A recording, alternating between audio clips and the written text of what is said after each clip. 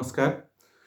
शिक्षा र सूचनामूलक सामग्रीहरूका प्रस्तुति लिएर आउने क्रममा आज फेरि अर्को श्रृङ्खला लिएर यहाँहरू माझ म उपस्थित भएको छु।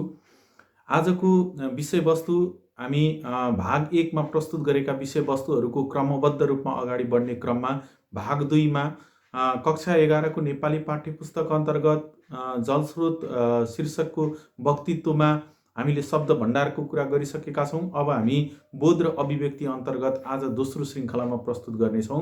सूचना र जानकारीमूलक सामग्रीहरूको क्रमशः श्रृङ्खलाहरू यस युट्युब च्यानलमा रहनेछ। यहाँहरूको साथ सहयोग र माया सधैँभरि पाइरहँ भन्ने आशा गर्दै आजको भिडियोलाई सुरुवात गर्न चाहन्छु।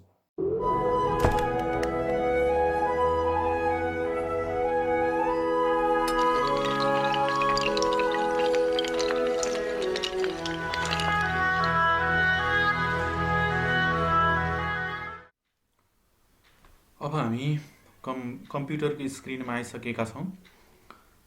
अब आज हामीले बोध र अभिव्यक्ति अन्तर्गत रहेका प्रश्नहरूको समस्याको समाधान गर्ने दिशातर्फ अगाडि बढ्दैछौँ। खास गरी आजको बोध तथा अभिव्यक्ति अन्तर्गत जम्मा 11वटा प्रश्नहरू रहेका छन्। ती प्रश्नका उत्तरहरू कसरी दिने भनेर उत्तरहरूका सन्दर्भहरू पनि यहाँहरू माझ प्रस्तुत गर्न चाहन्छु र क्रमशः स्क्रिनमा देखाए जस्तै गरेर यसका नमुना उत्तरहरू पनि यहाँ दिइरहेको छु र यसका सन्दर्भमा पनि म थप यहाँहरूलाई केही जानकारी अवश्य गराउनेछु। अब फटाफट हामी हाम्रो विषयवस्तुतिर प्रवेश गरौँ। बोध तथा अभिव्यक्ति अन्तर्गत पहिलो प्रश्न, जलस्रोत र ऊर्जा पाठ पढी दिएका प्रश्नहरूको उत्तर दिनुहोस् भनेर भनेको छ। अब जलस्रोत र ऊर्जा हामीले पाठ चाहिँ पढिसकेका छौँ, अर्थात् त्यसको सारांशको बारेमा पनि बुझेका छौँ। भाइ बहिनीहरूले यो तपाईहरूले चाहिँ पाठ पनि पढ्न सक्नुहुनेछ र अब यो पढिसकेपछि हामीले यो प्रश्न यसमा सोधिएका केही प्रश्नहरू छन्, त्यो प्रश्नहरूका बोध प्रश्नावली अन्तर्गत उत्तर दिनेछौँ। यो हेरौँ हामीले।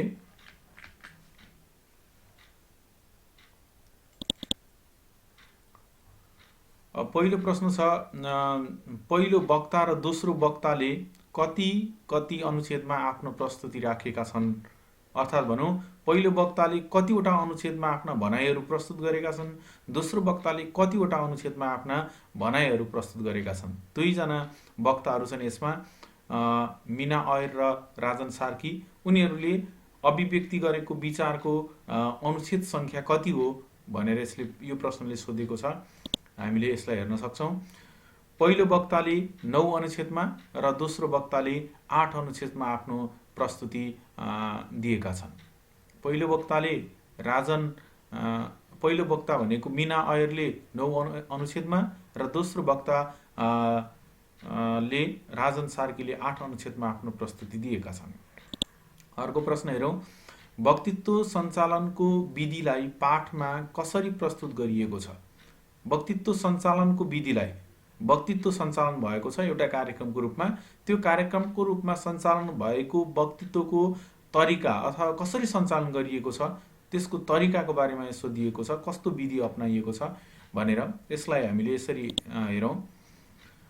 कार्यक्रमको अध्यक्षता विद्यालयका प्रधानाध्यापक, 3 जना शिक्षकहरू निर्णायक, 1 जना शिक्षक समयपालक र कक्षा 11 मा अध्ययनरत विद्यार्थी उद्घोषक भई पालै वक्तालाई बोलाई नियमको परिधिमा रहेर विचार प्रकट गर्न लगाई निर्णायकबाट निर्णय सुनाइन्छ।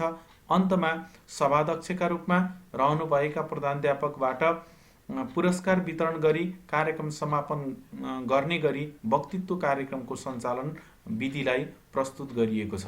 अर्थात् भनौँ सञ्चालनको विधिलाई प्रस्तुत गर्नु भन्नुको अर्थ त्यहाँ कस्ता व्यक्तिहरू उपस्थित भएका छन् र उनीहरूले कस्तो भूमिका खेलेका छन्, सोही आधारमा उद्घोषकले एउटा चाहिँ तयार पार्ने कार्यक्रमको एउटा ढाँचाको संक्षिप्त चाहिँ बेहोरालाई यो प्रश्नले माग्न खोजेको छ र यसको उत्तर हामीले यसरी दिएका छौँ।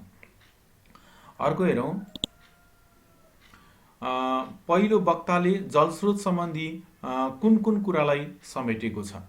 पहिलो वक्ताले चाहिँ अर्थात् भनौँ मिना अयरले जलस्रोत सम्बन्धी कुन कुराहरूलाई समेटेको छ? हेरौँ उत्तरमा।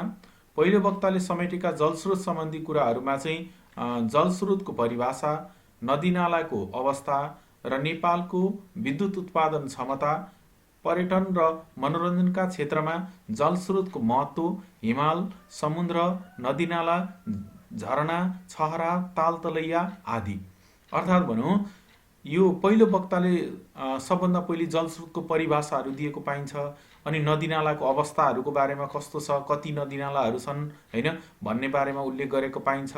अनि नेपालको विद्युत उत्पादन क्षमता कति छ होइन, कति नदीनालाहरू छन् होइन, विद्युत उत्पादनको क्षमता नेपालको सन्दर्भमा कति छ, जम्मा कति छ भन्ने तथ्यगत जानकारी पनि उनले दिएका छन् भने पर्यटन र मनोरञ्जनका क्षेत्रमा जलस्रोतको महत्त्व कस्तो छ भनेर त्यसका सम्बन्धमा दृष्टान्तहरू पनि दिएका छन्।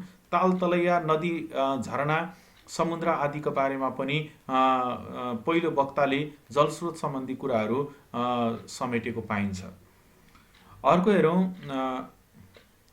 अब अर्को बोध अभिव्यक्ति अनुसार जलस्रोत र ऊर्जा पाठ यो हामीले पढिसकेपछि दिएका प्रश्नहरूको उत्तरमध्ये अब घ नम्बरको उत्तरमा छ, दुवै वक्ताले वक्तित्वको समापन कसरी गरेका छन्।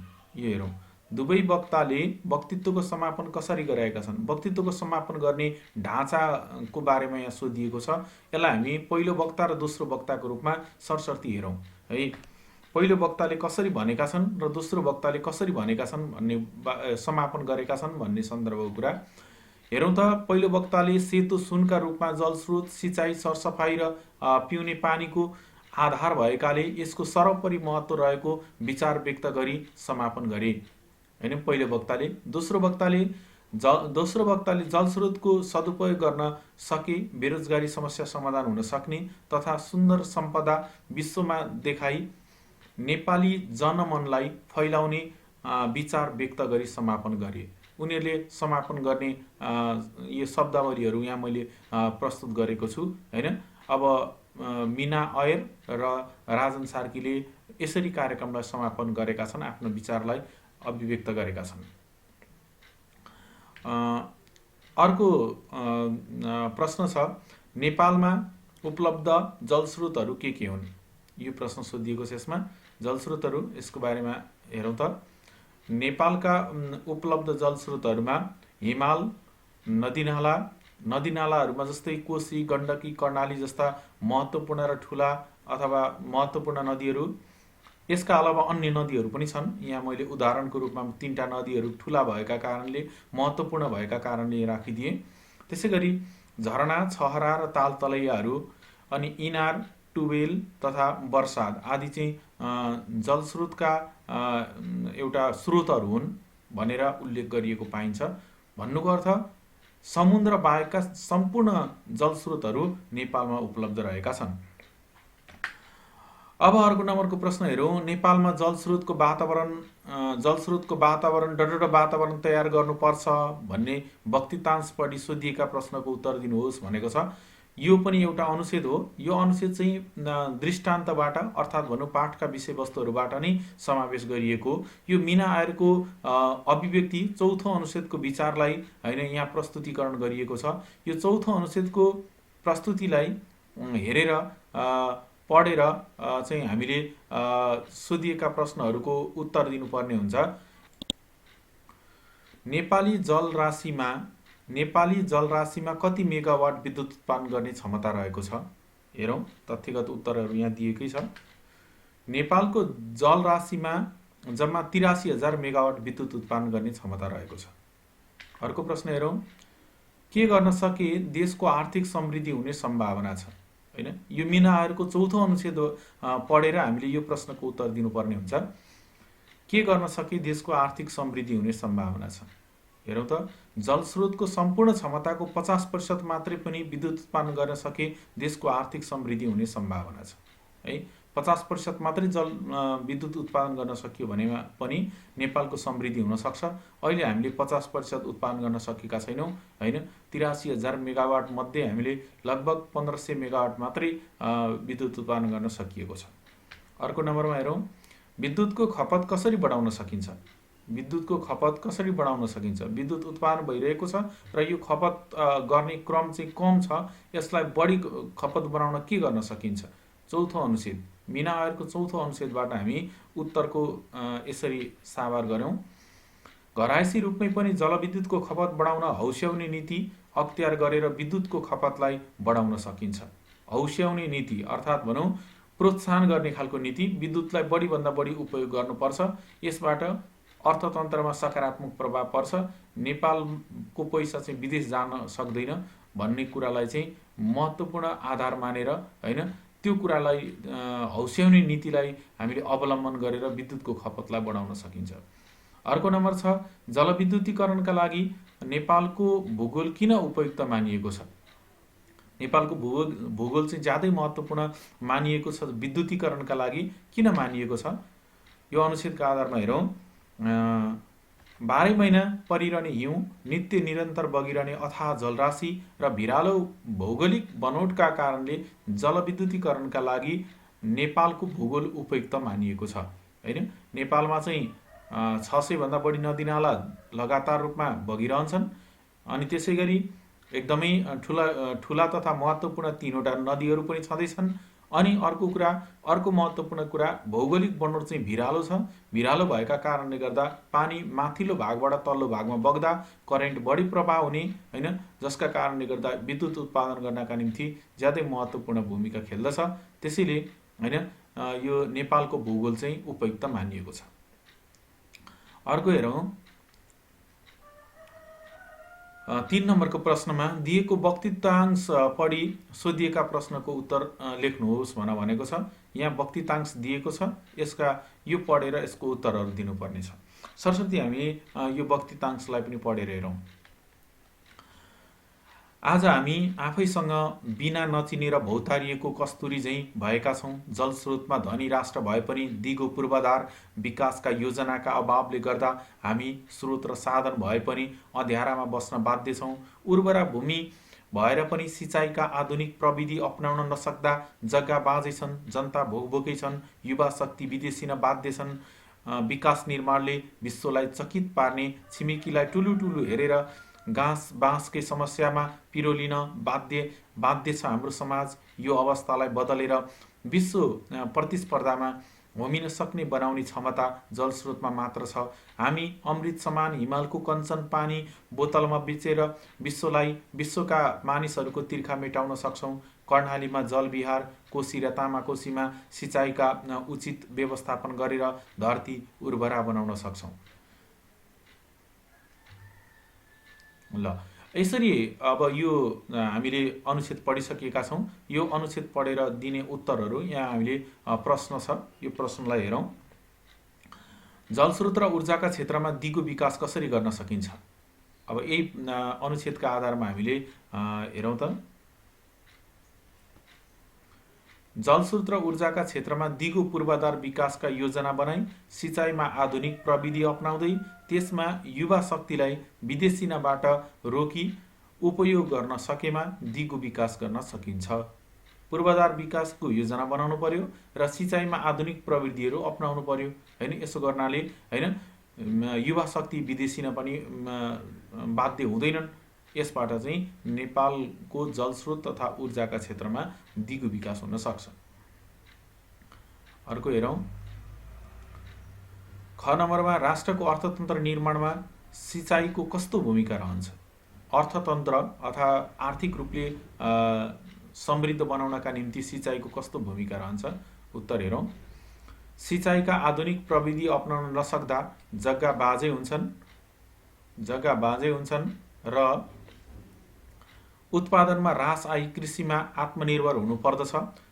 निर्यात गरिने कृषिजन्य पदार्थहरू सिँचाइका कारण निर्यात गर्न नसकिने मात्र होइन, खाद्य पदार्थ आयात समेत गर्नुपर्ने हुनाले राष्ट्रको अर्थतन्त्रमा नकारात्मक प्रभाव पर्छ। अत राष्ट्रको अर्थतन्त्र निर्माणमा सिँचाइको महत्त्वपूर्ण भूमिका हुन्छ। सिँचाइबाट नै उत्पादक अथवा उर्वर भूमि बन्ने हो, उत्पादन वृद्धि हुने हो होइन। उत्पादन वृद्धि भयो भने चाहिँ आयात गरिने वस्तुहरू कम हुन्छन्, बरु निर्यात गर्न सकिने अवस्था सिर्जना हुन्छ। निर्यातबाट अर्थतन्त्रको विकासमा सकारात्मक यसले टेवा पुर्याउँछ भनेर हामीले यसलाई बुझ्न सक्छौँ। अर्को हेरौँ। अर्को छ 4 नम्बरको प्रश्न। जलस्रोत र ऊर्जा विषयक वक्तृत्वका दुवै वक्ताले आफ्नो वक्तृत्वलाई प्रभावकारी बनाउन के कस्ता सहायक तर्क वा तथ्यहरू पेश गरेका छन्? दुवैको वक्तृत्वबाट कम्तीमा 3 वटा बुदाहरू टिप्पण गर्नुहोस् भनेको छ। यहाँ खास गरी यो प्रश्नले के भन्यो भन्दा यसमा चाहिँ प्रभावकारी बनाउनका निम्ति सहायक तर्कहरू के प्रस्तुत गरे वक्ताहरूले, ती तर्कहरूलाई 3 वटा बुदामा समेटेर तयार पार्नु भनेको छ। मैले यसरी तयार पारेको छु। हेर्नु, जलस्रोत र ऊर्जा विषयमा मीना आयरले दिएका तर्कहरू हेरौँ। जलस्रोत मध्ये समुद्र बाहेक सबै स्रोतहरू हाम्रो देशमा उपलब्ध छन्। नेपालमा निरन्तर बगिरहने जलराशि र भिरालो भौगोलिक बनोटका कारण अत्याधिक जलविद्युतको सम्भावना रहेको छ। अर्को नम्बरमा, नेपालमा 6000 नदीनाला मध्ये 600 नदीहरू नित्य निरन्तर छन्। यसबाट 83,000 मेगावाट विद्युत उत्पादन गर्न सकिन्छ। मीना आयरले भनेका 3 वटा महत्त्वपूर्ण कुराहरू यिनी हुन्। त्यसै गरी राजन सार्कीले भनेका 3 वटा महत्त्वपूर्ण कुराहरूलाई हेरौँ। अपार जलस्रोतले सम्पन्न राष्ट्र नेपालमा सम्भावनाका चुलीहरू हिमाल झैँ अटल छन्। जलविद्युतीय ऊर्जाको उपभोगबाट पेट्रोलियम पदार्थको खपत न्यूनीकरण गरी देशको व्यापार घाटा रोक्न सकिन्छ। मरुभूमिमा भेडा चराउन दौडनी पर्ने बाध्यताबाट मुक्ति दिलाउन जलस्रोतको उपयोगितालाई बढाउनु पर्दछ। यसरी राजन सार्कीले भनेका 3 वटा महत्त्वपूर्ण कुरा पनि यसरी मैले प्रस्तुत गरेँ। हामी प्रश्न नम्बर 5 मा जाउँ। माथिको जलस्रोत र ऊर्जा वक्तृतांश विषय पढी त्यसमा अपुग विषयहरू के हुन् कक्षामा छलफल गरी लेख्नुहोस् भनेको छ। माथिको भन्नलाई हाम्रो पाठको अर्थात् वक्तृतांश जलस्रोत र ऊर्जा भन्ने छ। त्यो पढेर हामीले त्यसमा विषयवस्तुहरू के कुराहरू थप्नु पर्ला, के विषयवस्तु अपुग होला भनेर यहाँ सोधिएको छ र केही अपुग विषयवस्तुहरू कक्षामा छलफल गरेर उत्तर दिने भनेको छ। ती अपुग विषयहरूलाई म यहाँ अलिकति प्रस्तुत गर्न चाहन्छु। यसभन्दा बाहेक अन्य विषयवस्तुहरू पनि हुन सक्छन्। यो विद्यार्थीहरूले चाहिँ रचनात्मक ढङ्गले उत्तर दिन सकिनेछ। यहाँ हेरौँ त अपुग रहेका विषयवस्तुहरूलाई अलिकति यहाँ मैले हेरेँ। विद्युत उत्पादनको लागत विदेशी तथा स्वदेशी लगानीकर्ताहरूबाट सेयर मार्फत सङ्कलन गर्न सकिन्छ। विदेश जान चाहने युवाको लगानी जलस्रोतमा नै उपयोग गरी उनीहरूलाई रोजगारीको समेत अवसर दिनुपर्छ। बाँझो अवस्थामा रहेका प्रति जग्गाहरूमा सिँचाइको व्यवस्था गरी युवाहरूलाई उत्पादन कार्यमा लगाउनुपर्छ। देशको सम्पूर्ण शक्ति विद्युत उत्पादनमा लगाउन सकेमा विद्युत विदेश निर्यात गरी देशलाई सम्पन्नशाली बनाउन सकिन्छ। हुन त विषयवस्तु एउटै जस्तो लागे पनि यो अलिक फरक खालको विषयवस्तु यहाँहरूमाझ मैले प्रस्तुत गरेँ। वास्तवमा हामीसँग त्यति धेरै विद्युत उत्पादन गर्ने क्षमता भए पनि हैन, ती उत्पादन गर्नका निम्ति लगानी गर्ने वातावरण अर्थात् अर्थतन्त्रको व्यवस्थापन गर्नका निम्ति कठिन देखिएको छ। त्यसको वैकल्पिक उपायको रूपमा हैन, धेरै लगानीकर्ताहरू स्वदेशी तथा विदेशी लगानीकर्ताहरूबाट सेयर मार्फत त्यो उत्पादन गर्न सकिन्छ, अर्थात् अर्थतन्त्र पैसाको जोहो गर्न सकिन्छ भन्ने कुरा चाहिँ त्यसमा थप्न पाए अझ राम्रो हुने थियो हैन। अब त्यसै गरी रोजगारीको अवस्थाहरू सिर्जना हुने कुरा, सिँचाइको व्यवस्था गरेर युवाहरू त्यो कार्यमा संलग्न हुने र आफ्नो देशको समृद्धिको विकासका निम्ति थप टेवा पुग्न सक्ने कुरालाई हैन महत्त्वपूर्ण मानेर हामीले थप कुराहरू यसमा चाहिँ थप्न सक्छौँ। अब यो त भयो 5 नम्बरसम्मको प्रश्नको। अर्को नम्बरमा हामी प्रवेश गरौँ। अब अर्को नम्बर 6औं नम्बरमा हामी प्रवेश गरौँ। हामी बोध अभिव्यक्ति अन्तर्गत कुरा गर्दैछौँ र 5 नम्बरसम्मको हामीले प्रश्नका उत्तरहरू समाधान गरिसकेका छौँ।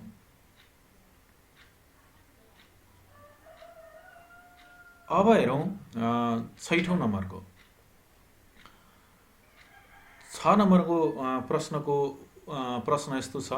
नेपालको जलस्रोतले देशको समृद्धिको आधार कसरी तयार पार्छ? लेख्नुहोस्।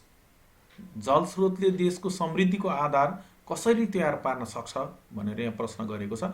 यसलाई अनुच्छेदमा मैले उत्तर तयार पारेको छु र रेखाङ्कन गरिएका अर्थात् अन्डरलाइन गरिएका शब्दहरू चाहिँ अथवा पदावलीहरू चाहिँ यो महत्त्वपूर्ण बुँदा हुन सक्छन् र यी महत्त्वपूर्ण बुँदाहरू यी महत्त्वपूर्ण बुँदाका रूपमा पनि टिपोट गर्नका निम्ति सहज होस् भनेर मैले पदावलीहरूलाई केही महत्त्वपूर्ण कुराहरूलाई यहाँ के अरे रेखाङ्कन गरेर पनि देखाइदिएको छु होइन। तर समग्रमा अनुच्छेदमा तयार पारिने भएको कारणले यो अनुच्छेदको उत्तर म पढेर सुनाउन चाहन्छु। नेपालमा समुद्र बाहेक सबै किसिमका जलस्रोत पाइन्छन्। ठुला ठुला हिम नदी तथा कोशी, गण्डकी र कर्णाली जस्ता नदीहरू बाह्रै मास बगिरहन्छन्। भिरालो भौगोलिक बनोटका कारण यस क्षेत्रमा बहने नदीहरूबाट पर्याप्त विद्युत उत्पादन गर्ने सम्भावना रहेको छ। तथ्याङ्कलाई हेर्दा 83,000 मेगावाट विद्युत नेपालका नदीनालाबाट उत्पादन गर्न सकिन्छ। मुस्किलले 1500 मेगावाट विद्युतबाट देशको खपत ऊर्जालाई धान्नु परेको छ। विद्युतमा पूर्ण आत्मनिर्भर बन्न सकिएको छैन। कुल क्षमताको 50% मात्र विद्युत उत्पादन गर्न सकियो भने मात्र पनि नेपालको आर्थिक उन्नति सम्भव हुनेछ। देशमा भएका खनिज तथा प्राकृतिक सम्पदाहरू नै देशको समृद्धिका आधार हुन्। नेपालको समृद्धिको आधार पनि जलस्रोत हो। विद्युतीकरण मात्र नभएर जल सम्पदाबाट सिँचाइ सुविधाको प्रबन्ध गरी कृषिमा क्रान्ति ल्याउन सकिन्छ। देशमा विद्युतीय ऊर्जाको प्रयोग गरी उद्योग कल कारखाना सञ्चालन गर्न सकिन्छ। यसबाट रोजगारी सृजना हुनुको साथै आर्थिक रूपमा देशलाई बलियो बनाउन सकिन्छ। पेट्रोलियम पदार्थको अत्याधिक प्रयोगले ठुलो धनराशि विदेशिएको परिप्रेक्ष्यमा विद्युतीय ऊर्जाले यसलाई विस्थापित गर्न सक्छ। कल कारखाना सञ्चालनको आधार उर्वरा शक्तिको स्रोत, विदेश निर्यात गर्न सक्ने वस्तु तथा पर्यटन व्यवसायका आधार नेपालका लागि जलस्रोत नै हुन्। जलस्रोतको समुचित प्रयोगबाट देश विकासका लागि समृद्धिका आधार तयार हुन सक्छन्। यसरी हामीले यो प्रश्नको उत्तर तयार पार्यौँ। समृद्धिका आधारका निम्ति धेरै त्यस्ता सम्भावनाहरू छन्। विद्युतीकरण मात्रै होइन, सिँचाइ लगायतका धेरै चिजहरू सम्भावनाका आधारहरू छन्। ती आधारहरूलाई हामीले ध्यान दियौँ भने पक्कै देशको समृद्धि सम्भव छ भन्ने कुरा हामीले यो प्रश्नको उत्तरबाट बुझ्न सक्छौँ। अब अर्को प्रश्नतिर लागौँ हामी। अर्को प्रश्न छ 7 नम्बरमा, दिएका विषयमा वक्तृता तयार पार्नुहोस् भनेको छ। अब यसको वक्तृता चाहिँ मैले खासै तयार पारेको छैन। यहाँ यो विद्यार्थीहरूले तयार पार्नुपर्ने हुन्छ। यो गर्यो भने आफ्नो सृजनात्मक क्षमता अभिवृद्धि हुन्छ।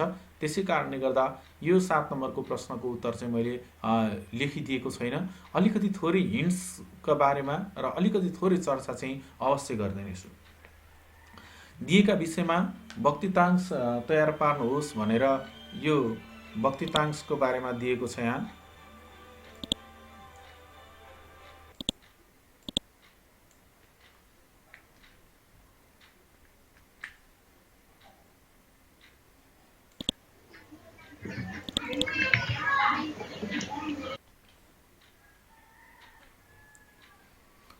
अब दिएका विषयमा वक्तृता तयार पार्नुहोस् भनेको छ। पहिलो छ सूर्य ऊर्जाको अनन्त भण्डार। यसका सन्दर्भमा वक्तृत्व तयार पार्दाखेरि सबभन्दा पहिले सम्बोधनको कुराहरू उल्लेख गर्ने। सम्बोधन गरिसकेपछि विषयवस्तुमा प्रवेश गरेर गहकिला तर्कहरू प्रस्तुत गर्न सकिन्छ।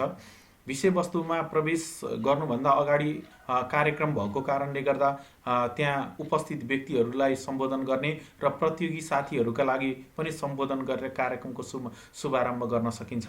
अर्थात् आफ्ना विषयवस्तुहरूलाई अगाडि बढाउन सकिन्छ। अब सूर्य र ऊर्जाको अनन्त भण्डार हो भन्ने सन्दर्भमा पनि आफ्ना विचारहरू राख्न सकिन्छ। सूर्य अब ऊर्जाको एउटा अनन्त भनेको चाहिँ एकदमै ठुलो भण्डार हो। जति ऊर्जा प्राप्त गर्न सके पनि सूर्यबाट त्यो ऊर्जा क्षयीकरण हुन सक्दैन र यो निरन्तर रूपमा दिइरहन्छ, आइरहन्छ। त्यसैले ज्यादै महत्त्वपूर्ण स्रोतको रूपमा सूर्यलाई लिइन्छ। हुन त ऊर्जाको प्रमुख स्रोत पनि सूर्य नै हो र यही सूर्यबाट हामीले सोलर प्यानलहरूको चाहिँ स्थापना गरेर त्यसबाट चाहिँ ऊर्जा उत्पादन गर्न सकिन्छ।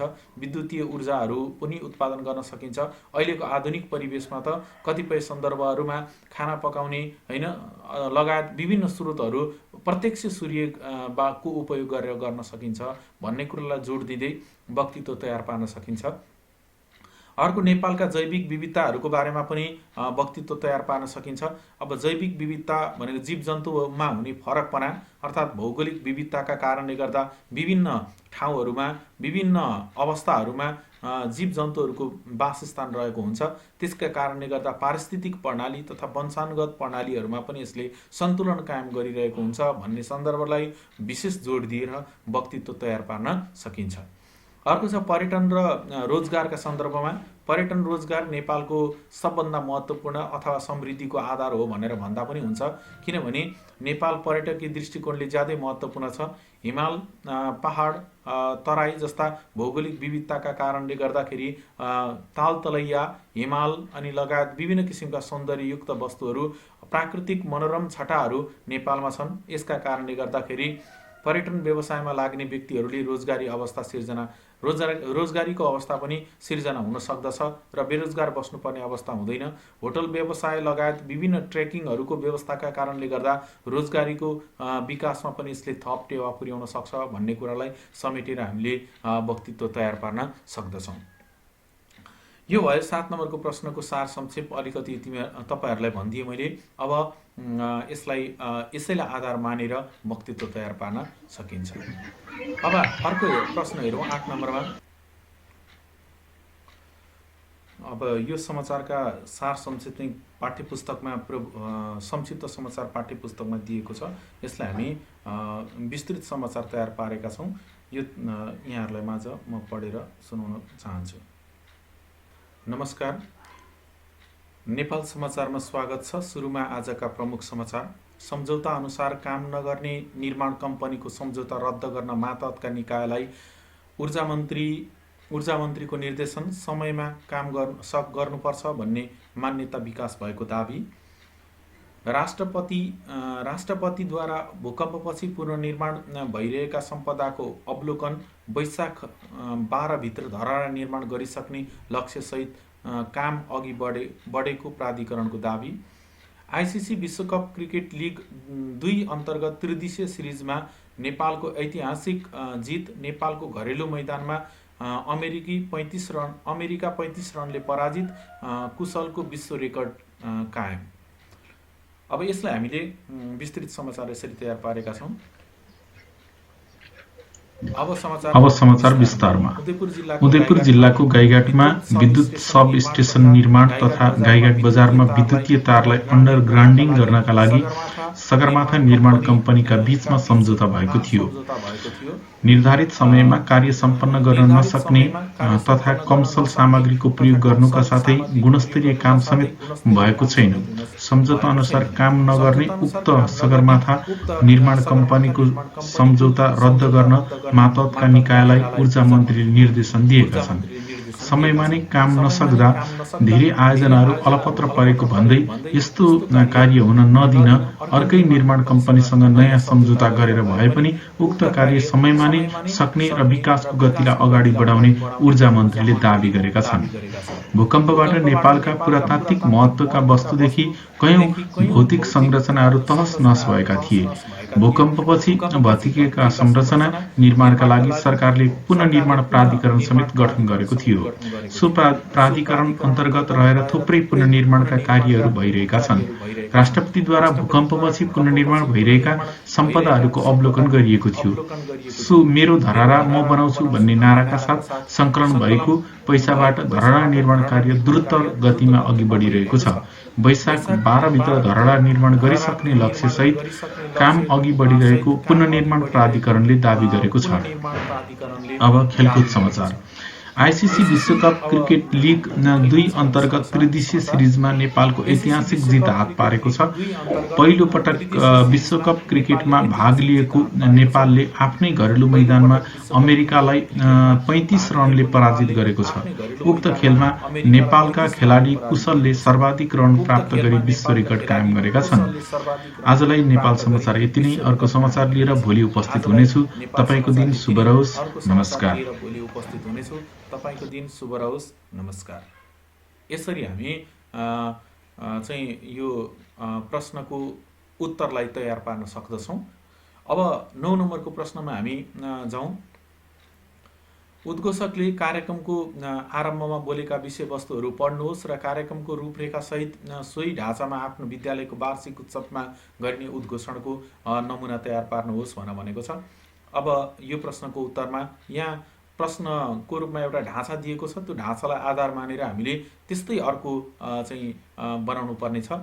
तर यहाँ अर्कै सन्दर्भमा छ, हामीले चाहिँ विद्यालयको वार्षिक उत्सवमा गरिने होइन कार्यक्रमको एउटा उद्घोषकले प्रारम्भमा कुन ढाँचा बनाउँदछ, के कुरालाई समावेश गर्दछ, त्यो समावेश गरिएको ढाँचासहितको विवरण यहाँ मैले प्रस्तुत गर्दछु र यो तयार पारेको छु। सबभन्दा पहिले यो पाठ्यपुस्तकमै दिएका सामग्रीलाई म प्रस्तुत गर्दछु र यस्तै ढाँचामा यसको उत्तरलाई पनि यहाँ मैले प्रस्तुत गरेको छु। सबभन्दा पहिले हेरौँ पाठ्यपुस्तकमा दिएका कुराहरूलाई। नमस्कार, नेपाल प्रज्ञा प्रतिष्ठानले आयोजना गरेको पुस्तक प्रदर्शनी समुद्घाटन कार्यक्रममा उपस्थित हुनुभएका तपाईँ सम्पूर्ण महानुभावहरूमा हार्दिक स्वागत तथा अभिवादन गर्दछु। म दिपेन्द्र लामा अबको केही समय यो औपचारिक समुद्घाटन समारोहको उद्घोषकको भूमिका रहनेछ। आशा छ यहाँहरूको सहयोग र सद्भाव रहनेछ। आदरणीय उपस्थित महानुभावहरू, यहाँहरूलाई विदितै छ नेपाल प्रज्ञा प्रतिष्ठान भाषा साहित्य र संस्कृति लगायतका क्षेत्रमा प्राज्ञिक गतिविधि सञ्चालन गर्न स्थापित संस्था हो। स्थापना कालदेखि नै भाषा साहित्य र संस्कृति, सामाजिक शास्त्र र दर्शनशास्त्र सम्बद्ध कार्य गर्दै आइरहेको छ। विभिन्न समयमा यस्ता पुस्तक प्रदर्शनी मेला समेत आयोजना गर्दै आइरहेको छ। आज यस पुस्तक प्रदर्शनी मेलाको औपचारिक समुद्घाटन समारोहमा यहाँहरू उपस्थित हुनुभएको छ। म कार्यक्रम कति पनि ढिला नगरी औपचारिक रूपमा सुरुवात गर्ने अनुमति चाहन्छु। सबभन्दा पहिले कार्यक्रमको अध्यक्षता गरिदिनु हुन प्रतिष्ठानका कुलपतिलाई मञ्चमा आमन्त्रण गर्दछु। यसै गरी प्रतिष्ठानले आयोजना गरेको प्रदर्शनीमा माननीय शिक्षा विज्ञान तथा प्रविधि मन्त्रीज्यूलाई प्रमुख अतिथिको आसन ग्रहण गरिदिनु हुन विनम्र अनुरोध गर्दछु। यसरी यो पाठ्यपुस्तकमा तयार पारेको यो सन्दर्भ छ। यस्तै हामीले वार्षिक उत्सवको अवसरमा अर्को एउटा तयार पार्नुपर्ने छ। यो मैले यसरी तयार पारेको छु। हेरौँ त, यसलाई पनि म सरस्वती सुनाउने प्रयास गर्छु। नमस्कार, आज मिति 2078 जेठ 15 गते श्री जनता माध्यमिक विद्यालय स्थापना भएदेखि हरेक वर्ष सञ्चालन हुँदै आएको वार्षिक उत्सव कार्यक्रम यस वर्ष पनि मनाउन लागिरहेका छौँ। यस सन्दर्भमा उपस्थित सम्पूर्ण महानुभावहरूलाई म उद्घोषक तर्फबाट नमस्कार एवं गहिरो अभिवादन व्यक्त गर्दछु। विगतका वर्षहरूमा जस्तै यस वर्ष पनि विद्यालयका गतिविधि तथा लेख रचना सहितको स्मारिका प्रकाशन गरेका छौँ। सो स्मारिका विमोचनका साथै उत्कृष्ट विद्यार्थीलाई पुरस्कार वितरण र विद्यालयलाई विशेष योगदान पुर्याउने अभिभावकलाई सम्मान कार्यक्रम समेत रहेको जानकारी गराउन चाहन्छु। आदरणीय उपस्थित महानुभावहरू, विद्यालय शिक्षाको उज्यालो प्रकाश छर्ने सूर्य हो। यस विद्यालयले लामो समयदेखि उज्यालो समाज निर्माण गर्न योगदान पुर्याउँदै आएको छ। अब यस स्वर्णिम घडीमा म कार्यक्रमलाई औपचारिक रूप दिन चाहन्छु। यस कार्यक्रमको सभाध्यक्षता ग्रहण गरिदिनु हुन विद्यालयका प्रधानाध्यापकलाई हार्दिक अनुरोध गर्दछु। प्रमुख अतिथि त्रियुगा नगरपालिकाका प्रमुख बलदेव चौधरी, अतिथिका रूपमा पाल्नुहुने नगर शिक्षा शाखा प्रमुख लगायत अतिथिका रूपमा आमन्त्रण गरिएका महानुभावहरूलाई आसन ग्रहणका लागि अनुरोध गर्दछु। सर्वप्रथम मोइनबत्ती बालेर कार्यक्रमको उद्घाटन गर्दै विद्यालयले प्रकाशन गरेको स्मारिका विमोचन गरिदिन नगर प्रमुखज्यूलाई अनुरोध गर्दछु। साथै बाँकी कार्यक्रम सञ्चालनका लागि शिक्षक मित्रलाई अनुरोध गर्दै माइक हस्तान्तरण गर्न चाहन्छु। धन्यवाद। यसरी हामीले 9 नम्बरको प्रश्नको उत्तर पनि तयार पारेका छौँ र यसमा खास गरी हामीले कार्यक्रमको ढाँचामा 2वटा उद्घोषक राखेर, किनभने पुरापुरी चाहिँ यो एकै व्यक्तिले मात्रै सञ्चालन गरेको ढाँचा तयार पार्दा अत्यन्त लामो हुने भएको कारणले गर्दा सुरुवातको प्रारम्भिक ढाँचालाई मात्रै यहाँ प्रस्तुत गरिएको छ। अब हामी जाउँ अर्को प्रश्नको उत्तरतिर। अर्को प्रश्न छ 10 नम्बरमा दिएको गद्यांश पढी सोधिएका प्रश्नहरूको उत्तर दिनुहोस्। यो गद्यांश पढ्ने अनि त्यसको उत्तर दिने। यो गद्यांशलाई पनि म सरस्वती पढेर सुनाउन चाहन्छु। नेपालमा जननिर्वाचित संविधान सभाद्वारा निर्मित नयाँ संविधान 2072 सालमा जारी भयो। नेपालको इतिहासमा सबैभन्दा प्रगतिशील यस संविधानको प्रावधान बमोजिम सङ्घीय संसद, प्रदेश सभा र स्थानीय तहको निर्वाचन स्वतन्त्र, निष्पक्ष र धाँधली रहित रूपमा सम्पन्न भयो। यस लोकतान्त्रिक विधिबाट नेपालमा सङ्घीय लोकतान्त्रिक गणतन्त्र थप सुदृढ बनेको छ। संविधानले नागरिक तथा राजनीतिक अधिकार एवं सामाजिक सांस्कृतिक अधिकारलाई निश्चित गर्ने मानव अधिकारका मूलभूत मान्यताहरूलाई अङ्गीकार गरेको छ। मानव अधिकारको अवधारणाका प्रावधानहरूलाई मुलुकमा कार्यान्वयन गर्ने पवित्र उद्देश्यले संविधानको प्रावधानमा र मौलिक हक अन्तर्गत विभिन्न महत्त्वपूर्ण व्यवस्था गरिएको छ। देशको मूल कानुनका रूपमा रहेको संविधानका व्यवस्थाहरूलाई प्रतिकूल असर पर्ने गरी कानुन बनाउन मिल्दैन। अर्थात् संविधानसँग बाजिने गरी बनेका कानुन स्वतःबद्ध हुन्छन्। यदि कुनै ऐन र सो ऐनका प्रावधानहरू संविधानसँग बाँझिएको हदसम्म कानुनको त्यो व्यवस्था बद्ध गर्न अदालतबाट मुद्दा परेमा अदालतले त्यसलाई बद्ध गर्न सक्दछ। यसरी यो कानुनको सम्बन्धमा र संविधानका सन्दर्भमा चाहिँ लेखिएको यो गद्यांश छ हैन। अब यसमा अरू केही थप गद्यांशहरू पनि छन्, यसलाई अझ हेरौँ हामी। नयाँ संविधानका विभिन्न धाराका प्रावधान मर्म र भावनाहरू अनुरूप हुने गरी सयौँको सङ्ख्यामा संसदले नयाँ कानुनहरू तर्जुमा गरेको छ। संविधान अनुकूल हुने गरी संसदले ऐनका दफाहरू संशोधन गरेको छ। त्यसो त कानुन निर्मात्री लोकतान्त्रिक संस्था संसद नबसेको बेलामा नेपाल सरकारले अध्यादेश मार्फत पनि देवानी र फौजदारी जस्ता सबै किसिमका कानुनहरू बनाउन र पुराना कानुन संशोधन गर्न पाउने व्यवस्था छ। तर यसलाई संसदको आगामी बैठक समक्ष पेश गरेर अनुमोदन गराउनु पर्दछ। देशमा बसोबास गर्ने कुनै पनि नागरिक वा कुनै पनि व्यक्ति कानुनभन्दा माथि हुन सक्दैन। सबैले कानुनको परिपालना गर्नुपर्छ। कानुनको शासन लोकतन्त्रको मर्म भएकाले कानुन उल्लङ्घन गर्ने उपर अदालतले सजायको भागीदार बनाउँछ। संवैधानिक प्रावधान र कानुनी व्यवस्थाको पालनाबाट नै समाज सभ्य, अनुशासित र मर्यादित हुने भएकाले सबैले यस पक्षमा ध्यान पुर्याउनुपर्छ। यसबाट नै एक आदर्श र समृद्ध समाज निर्माणमा योगदान पुग्दछ। यसरी यो अनुच्छेदहरू यहाँ दिएको छ र यो अनुच्छेद दिएको छ र अनि यहाँ प्रश्नहरू दिएका छन्। यी प्रश्नहरूको उत्तरहरू यो अनुच्छेदका आधारमा हामीले तयार पार्नुपर्ने हुन्छ। यसलाई हामीले यसरी तयार पारेका छौँ। यसलाई हेरौँ।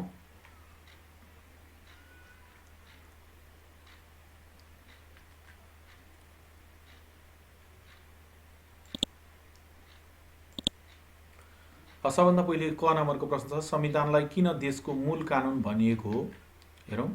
ऐन कानुनहरू संविधानको अधीनमा हुने भएकाले संविधानलाई देशको मूल कानुन भनिएको हो। दोस्रो नम्बरमा ख नम्बरमा सबैले कानुनको परिपालना नगरे के हुन्छ? कानुनको परिपालना नगरे अदालतले सजायको भागीदार बनाउँछ। समाज असभ्य, अनुशासनहीन, अमर्यादित बन्न पुग्छ। क नम्बरमा अध्यादेशबाट निर्मित कानुन संसद बैठकबाट किन अनुमोदन गराउनु पर्छ? संसद नबसेको बेला देवानी र फौजदारी किसिमका कानुनहरू अध्यादेश मार्फत ल्याउन सक्छ, तर त्यसलाई पूर्ण रूपमा कानुनी मान्यता दिन संसद बैठकबाट अनुमोदन गराउनु पर्दछ। अर्को हेरौँ। सङ्घीय संसद र अध्यादेशको अर्थ लेख्नुहोस् भनेर यहाँ अर्थ सोधेको छ। सङ्घीय संसदको अर्थ सङ्घीय व्यवस्था अनुसार जनताद्वारा निर्वाचित जनप्रतिनिधिहरूको सर्वोच्च केन्द्रीय स्तरको निकाय भनेर भन्न सकिन्छ। अध्यादेशलाई संसदको अधिवेशन नबसेको बेला संसदमा अनुमोदन गराउने गरी ल्याइएको कानुनलाई अध्यादेश भनिन्छ।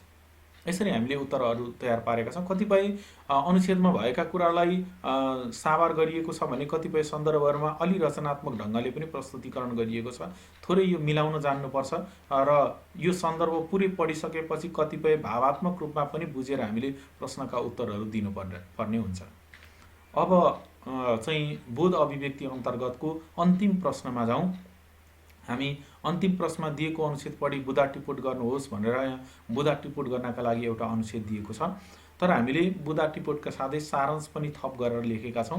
हामीलाई बुँदा टिपोट गरी सारांश लेख्नुहोस् भनेर पनि प्रश्नहरू सोधिने भएको कारणले गर्दा यसमा थप सामग्रीको रूपमा हामीले यसलाई यसरी प्रस्तुत गरेका छौँ। सबभन्दा पहिले यो अनुच्छेदलाई म पढेर सुनाउन चाहन्छु।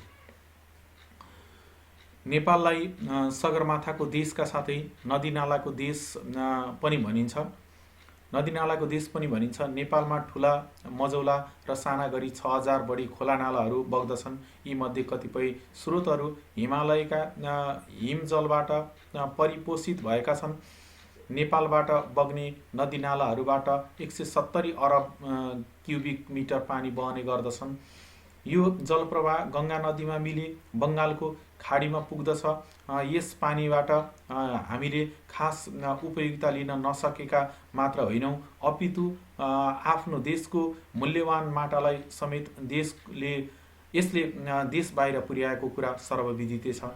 यसरी सम्भाव्य आर्थिक मेरुदण्डका रूपमा रहेको जल सम्पदालाई उपयोगमा ल्याई देशमा विद्यमान खाद्यान्न, ऊर्जा र अन्य समस्याको निराकरण गर्नु आजको चुनौती रहेको छ। देशको आर्थिक विकासका लागि विद्युत शक्ति महत्त्वपूर्ण र सर्वोपरि देन हुन सक्छ। नेपालमा उपलब्ध जल सम्पदाबाट प्रचुर मात्रामा जलविद्युत शक्तिको विकास गर्ने गुन्जायस भएको र कोइला, ग्यास, खनिज तेल आदि अन्य शक्तिको स्रोत पनि पत्ता लागिसकेको हुँदा यी सबै ऊर्जा शक्तिको विकास गर्नेतर्फ जोड दिएर अघि बढ्नु आजको समयको माग हो। यसरी हामीले यो दिएको अनुच्छेद चाहिँ पढिसकेका छौँ। यसलाई बुँदाहरू प्रस्तुत गर्नुपर्ने हुन्छ। अब यसका महत्त्वपूर्ण कुरालाई अब यो गर्दाखेरि खास गरी हामीले के ध्यान दिनु पर्यो भन्दा बुँदा टिपोट गर्दाखेरि हैन हामीले दोहोरिएका अंशहरू दृष्टान्त वा उदाहरणहरू प्रस्तुत गरिएका छ भने ती उदाहरणहरूलाई हैन नप्रस्तुत गरेर प्रस्तुत नगरिकन हामीले सारांशमा समस्त शब्दहरूको प्रयोग गरेर हैन विशेष गरी त्यसको महत्त्वपूर्ण कुरालाई चाहिँ महत्त्वपूर्ण शब्दहरूलाई टिपोट गरेर त्यसलाई बुँदाहरू बनाउने गर्नुपर्दछ। यसबाट सारांश रचना गर्न पनि हामीलाई सजिलो हुन्छ हैन। अब जस्ताको तस्तै हामीले यहाँबाट चाहिँ वाक्यहरू टिपेर मात्रै पनि हैन बुँदा टिपोट हुन सक्दैन। कतिपय सन्दर्भहरूमा 2-3टा वाक्यहरूबाट पनि एउटा चाहिँ बुँदा बनाउन सकिन्छ। यसरी हेर्दाखेरि हामीले बुँदा बनाउँदाखेरि ध्यान दिनुपर्ने कुरा सारांशमा प्रस्तुतिकरण गर्ने र कतिपय दोहोरिएका र पुनरावृत्ति भएका शब्दहरूलाई एउटै शब्दहरूले सम्बोधन गर्न सकिन्छ भने एउटै शब्दले सम्बोधन गर्ने हैन। कतिपय सन्दर्भहरूमा प्रस्तुत गरिएका बुँदाहरूलाई चाहिँ हामीले सबै पढिसकेपछि त्यो बुँदाहरूले सबै कुरा समेट्यो भन्ने अनुभूतिका साथ हामीले प्रस्तुतिकरण गर्नुपर्दछ है। अब हामी हेरौँ यसका बुँदाहरू।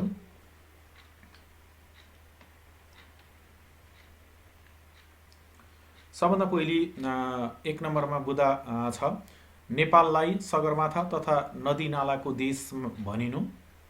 दोस्रो नम्बरमा नेपालका 6000 भन्दा बढी नदीनालाबाट 170 क्युबिक मिटर पानी बहनु। नेपालको पानी बङ्गालको खाडीसम्म उपयोगिताहीन अवस्थामा बगिरहनु। आर्थिक मेरुदण्डका रूपमा रहेको जलस्रोतको उपयोगबाट खाद्यान्न, ऊर्जा, अन्य समस्याको समाधान गर्न सकिने। उपयुक्त खनिज वस्तु जस्तै कोइला, ग्यास, तेल आदि पत्ता लागेकोले नेपालको ऊर्जा शक्तिको विकासमा जोड दिनु। यसरी हामीले जम्मा 5वटा बुँदाहरू यसबाट टिपोट गर्यौँ। यसलाई मैले सारांशको रूपमा पनि प्रस्तुत गरेको छु। सारांश 1/3 लेखिने एउटा गद्यात्मक रचना हो। सारांश एउटा 1/3 लेखिने गद्यात्मक रचना हो। हामीले यो गद्य रूपमा प्रस्तुत गर्नुपर्ने हुन्छ र गद्य रूपमा प्रस्तुत गर्दाखेरि हामीले खास गरी यही बुँदाका आधारमा हामीले 1/3 अर्थात् 3 भागको 1 भागमा हामीले सारांश लेख्नुपर्ने हुन्छ। यसलाई हामीले छोटो सारांश बनाउँदाखेरि यसरी बनायौँ। यसलाई हेरौँ त। नेपाललाई सगरमाथा र नदीनालाको देश भनेर चिनिन्छ। यहाँ 6000 भन्दा बढी नदीनाला रहेका छन्। यसबाट 170 क्युबिक मिटर पानी बङ्गालको खाडीसम्म उपयोगहीन भएर बगिरहेको छ। आर्थिक मेरुदण्डका रूपमा रहेको जलस्रोतको उपयोगबाट खाद्यान्न, ऊर्जा र अन्य समस्याहरू समाधान गर्न सकिन्छ। नेपालमा खनिज वस्तुहरू धेरै छन्। यिनीहरूको उपयोग गरी ऊर्जा शक्तिको विकासमा जोड दिनु आवश्यक छ। आजको भिडियोबाट पक्कै पनि तपाईँहरूले नयाँ कुरा सिक्नु नै भयो र प्रश्नका उत्तरहरू, समस्याका समाधान गर्नका निम्ति रचनात्मक तरिकाहरू पनि थाहा पाउनुभयो र यसको नमुना चाहिँ सामग्री पनि तपाईँहरूले अवश्य प्राप्त गर्नुभयो भन्ने मैले विश्वास लिँदै आजको यो भिडियोबाट बिदा हुन चाहन्छु र बाँकी अर्को पार्टमा फेरि भेट्ने बाचा पनि गर्दछु। हस्त, नमस्कार।